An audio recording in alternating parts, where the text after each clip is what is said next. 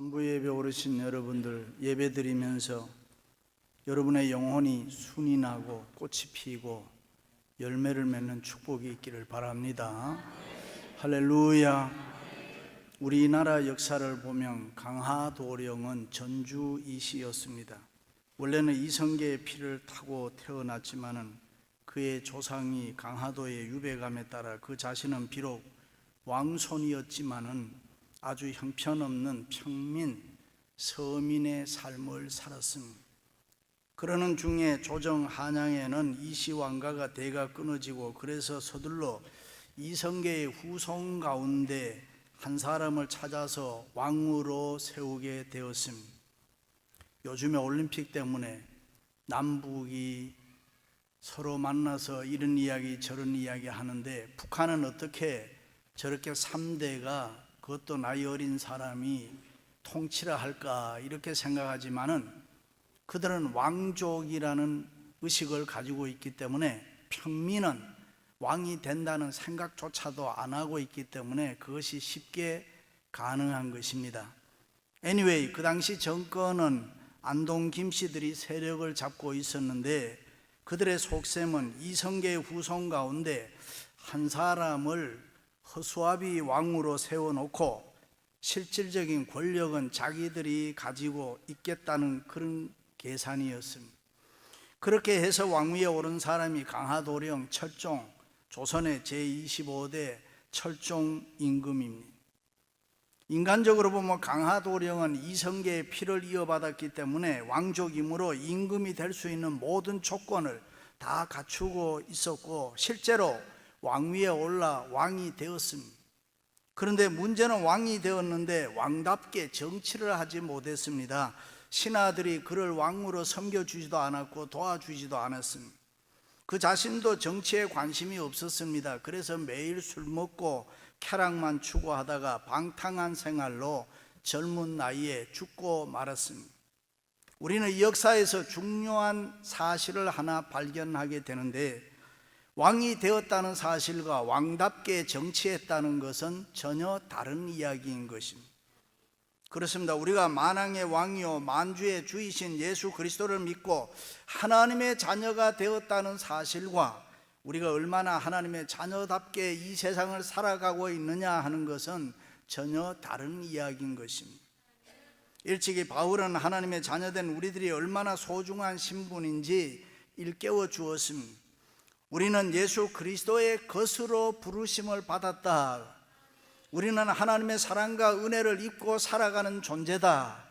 그리고 우리는 왕같은 제사장이요 거룩한 백성인 성도로 부르심을 입은 자들이라고 했습니다. 믿습니까? 그렇습니다. 우리는 예수 그리스도 안에서 분명히 거듭난 중생한 본어게인 된 새 사람인 줄로 믿습니다. 할렐루야. 새 사람이면 새 사람 생활을 해야 됩니다. 다시 말해서 죄 아래, 사망 아래, 저주 아래 살지 말고 신분이 변화돼서 이제는 의 아래, 생명 아래 하나님의 자녀로 살아가는 거룩한 존재라는 것입니다. 그런데 문제는 하나님의 자녀답게 살지 못하고 있다는 사실입니다. 중생한 사람이면 새로운 생활을 해야 되는데 여전히 죄의 종로로 타고 사단이 우리를 밀가부르듯이 하고 있다, 그런 말입니다. 이제는 분명히 우리는 어두움의 종의 자녀들이 아닌데 하나님의 핏값으로 산 하나님의 자녀들인데 말입니다. 믿습니까? 사람은 누구나 다 새 것을 좋아합니다. 새 집을 사고 새 자동차 사고 새 옷, 새 신발을 사도 기분이 좋습니다. 왜냐하면 새 것이기 때문에. 무엇이든지 새로운 것을 좋아하는 것이 사람입니다. 그러나 더 중요한 것은 내 마음, 우리의 마음이 새로워지는 것입니다.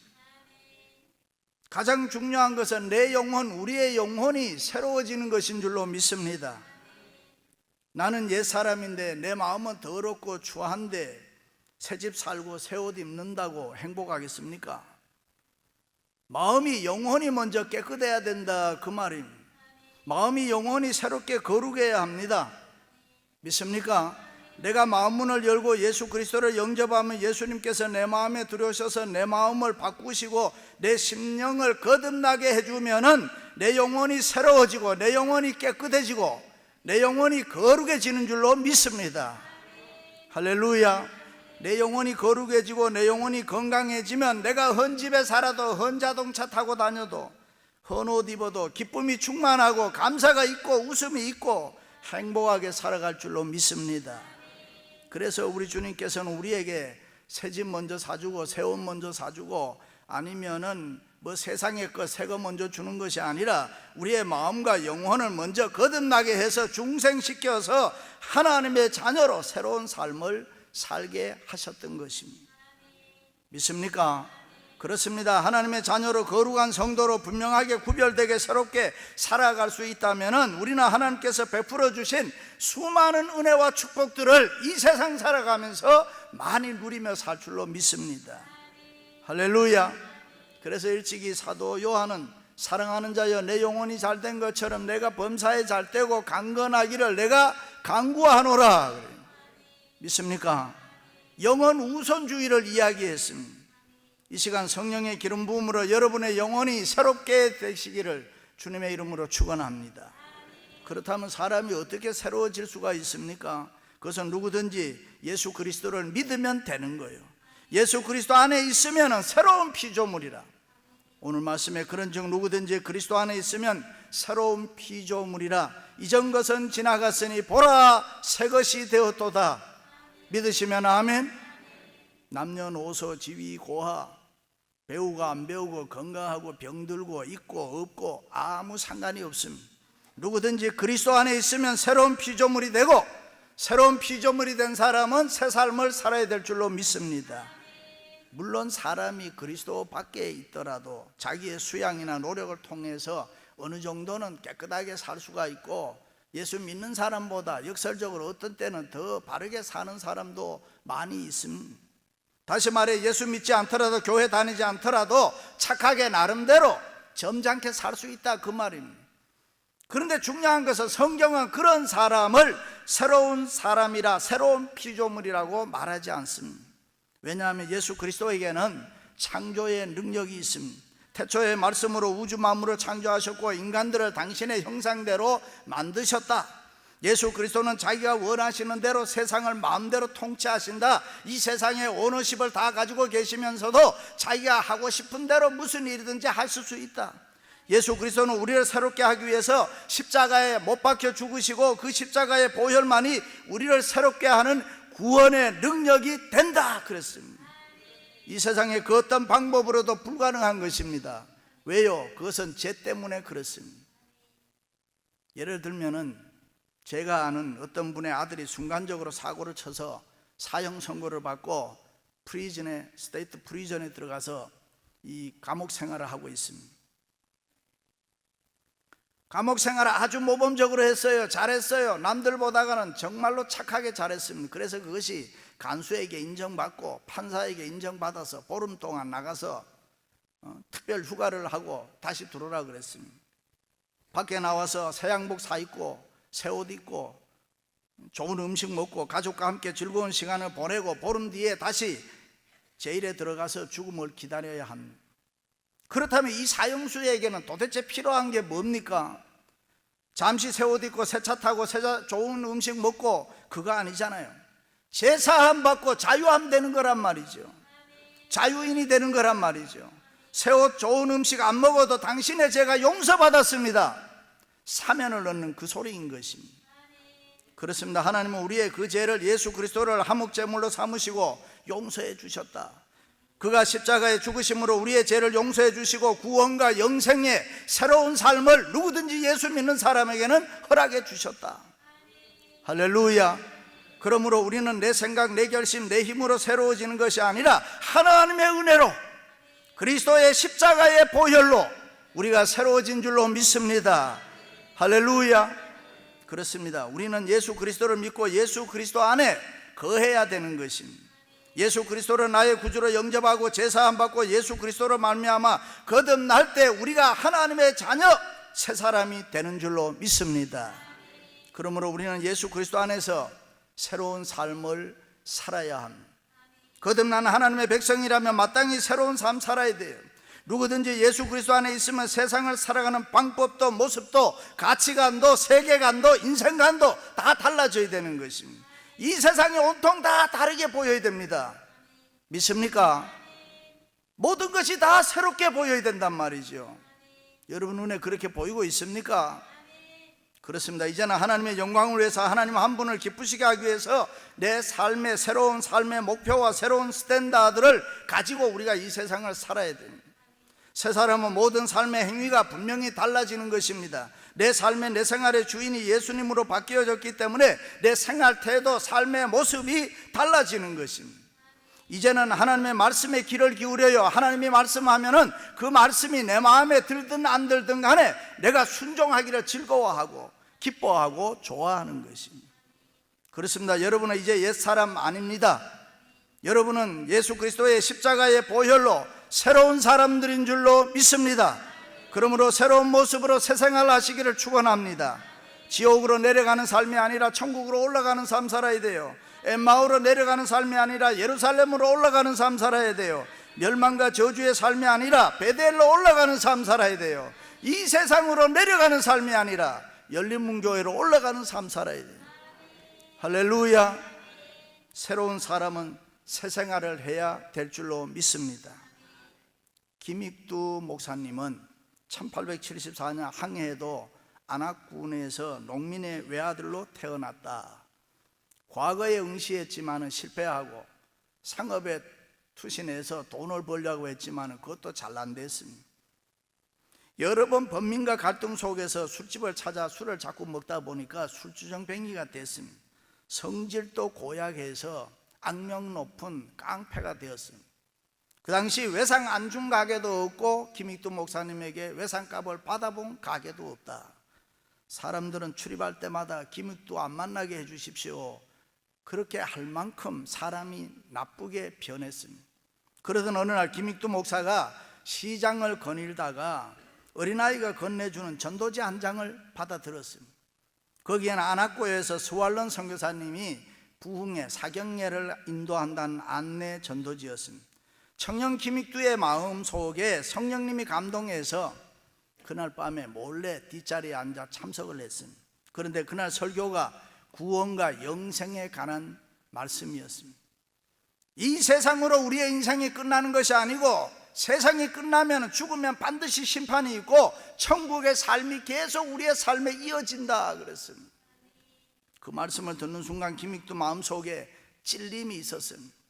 그래서 그 길로 예수 믿기로 작정했습니다. 그 후 그는 부지런히 하나님의 말씀을 열심히 읽는데 10달 동안에 성경 신구약을 100번 읽었다.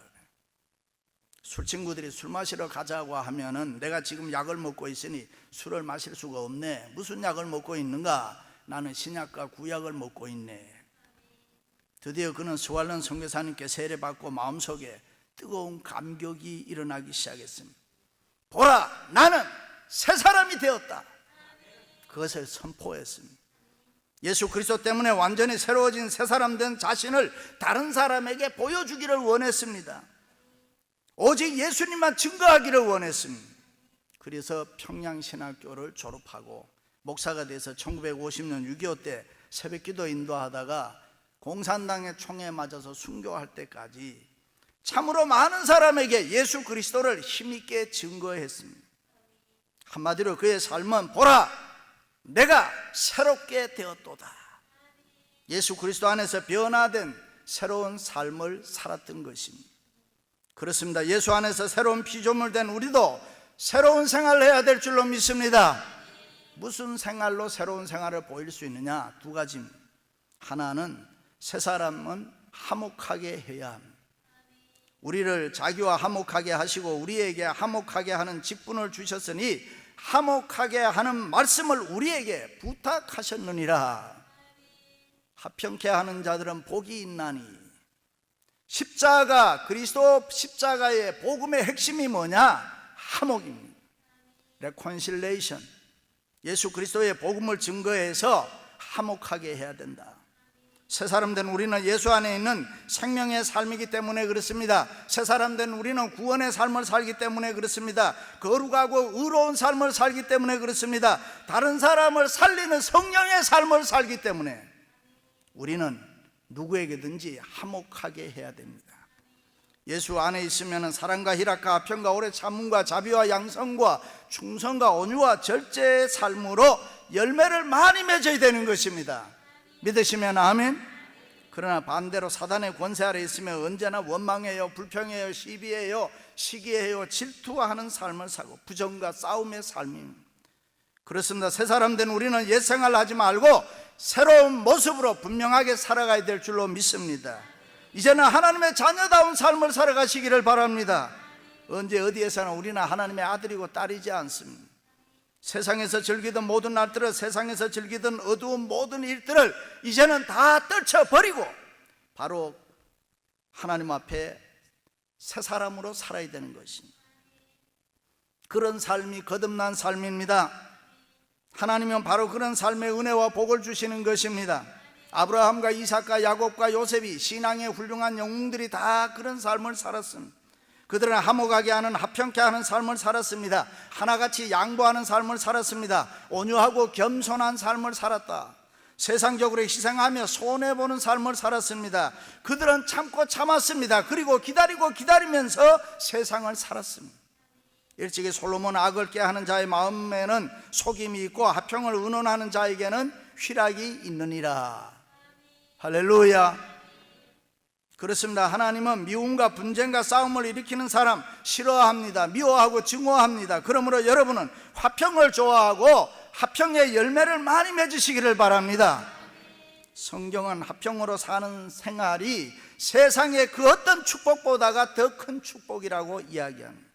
그 큰 축복은 누리기 위해서 누군가가 십자가에 져야 되잖아요. 화목이 저절로 되는 거 아니잖아요. 내가 말을 해서 속이 시원한 것보다는 안 하고 화평한 것이 훨씬 더 좋습니다. 하고 싶은 말, 할 말 다 하고 살면 되겠어요?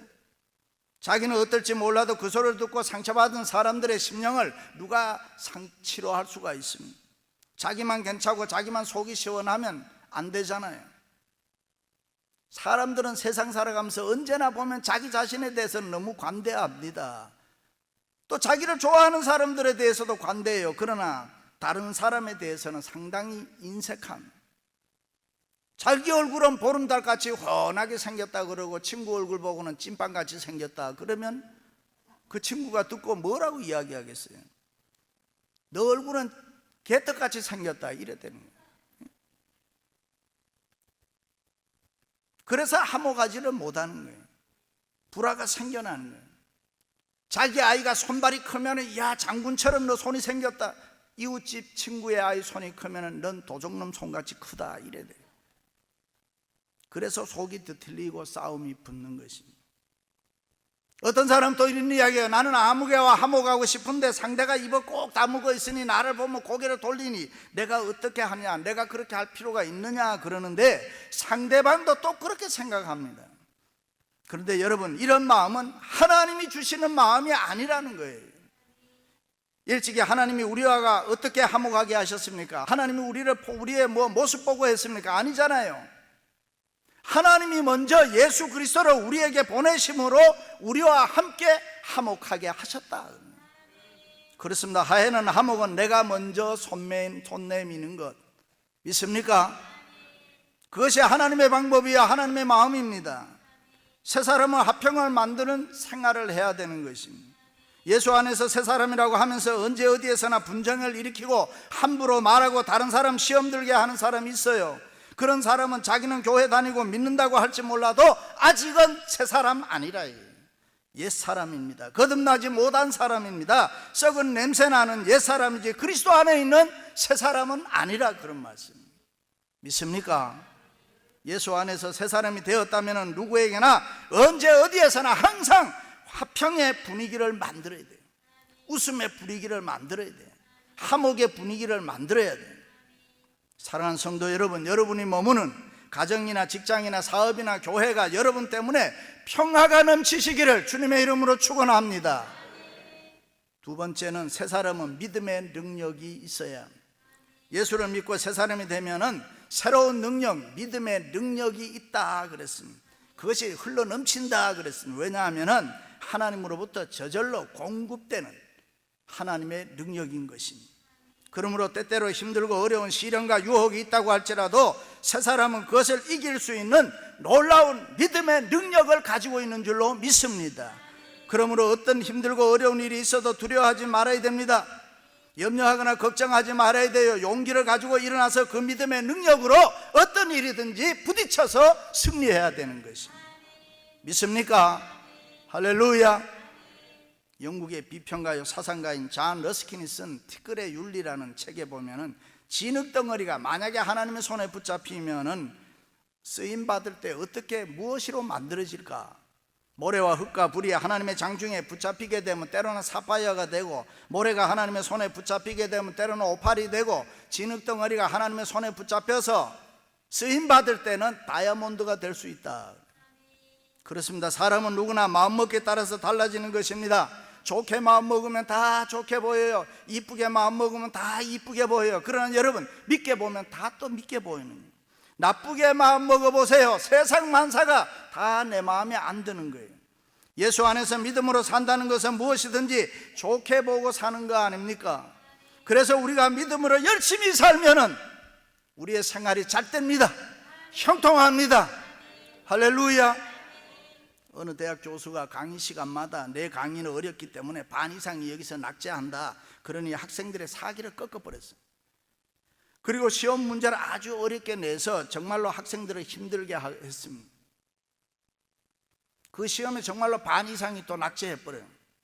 그런데 이 교수가 교회에 나가면서 성경이 가르치는 적극적이고 긍정적인 삶의 태도를 깨닫기 시작했습니다. 내게 능력 주시는 자 안에서 내가 모든 것을 할 수 있느니라. 우리에게 겨자씨만한 믿음이 있으면 산을 옮길 수 있다. 그 다음부터 깨닫고, 여러분, 내 강의를 잘 들으면 누구든지 A를 다 받을 수가 있습니다. 열심히 하세요. 그 이후에 정말 학생들의 성적이 날마다 더 좋아지고 A 받는 학생들이 많아졌다. 그렇습니다. 예수 안에서 새 사람 된 여러분, 이 세상 살아갈 때 믿음의 능력으로 살아가시기를 바랍니다. 보라, 이전 것은 지나갔으니 새 것이 되었도다. 믿음의 능력을 보여주며 사시기를 바랍니다. 예수 안에서 믿음의 능력으로 살 때 하나님의 선한 계획과 많은 열매를 우리는 생활 속에 이룰 수가 있습니다. 예수 그리스도 안에서 거듭난 새 사람으로 새로운 목표를 정하고 새로운 태도를 보이고 믿음의 능력으로 멋있게 살아서 하나님이 우리를 향한 은혜와 축복을 마음껏 경험하고 살아가는 여러분들 되시기를 바랍니다. 할렐루야. 그 어떤 힘들고 어려운 일이 있어도 결코 낙심하지 마시고 예수 그리스도 안에서 변화된 새 사람으로 믿음의 능력을 가지고 살아가시기를 바랍니다. 믿음의 능력은 세상을 이깁니다. 거기에는 기쁨과 찬송이 있습니다. 평안과 위로가 있습니다. 감사와 은혜가 넘치게 되는 것입니다. 할렐루야. 사랑하는 성도 여러분, 새 사람은 분명히 새 생활을 해야 됩니다. 화목하게 하고 믿음의 능력이 있는 새로운 삶으로 주님 앞에 영광을 돌리시기를 주의 이름으로 축원합니다. 축원합니다.